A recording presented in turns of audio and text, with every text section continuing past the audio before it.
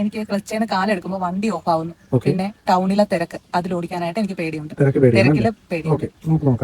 എന്താണ് ക്ലച്ചിൽ നിന്ന് കാലെടുത്ത് നോക്കി ഓഫ് ആവുന്ന എങ്ങനെ? വെറുതെ അല്ല, ഇത്രയും വേഗത്തിൽ ക്ലച്ച് എടുക്കുന്നതുകൊണ്ടാണ് വണ്ടി ഓഫ് ആവുന്നത്. നമുക്ക് നല്ല ബലം വേണം, കാലിൽ നല്ല ബലം കൊടുക്കുക.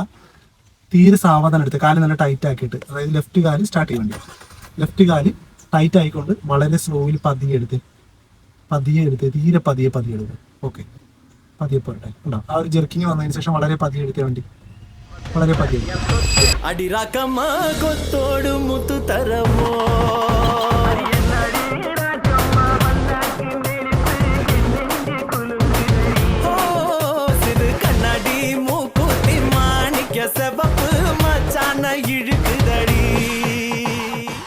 എങ്ങനെയുണ്ട് ഇപ്പോൾ വണ്ടി ഓടിച്ചിട്ട്?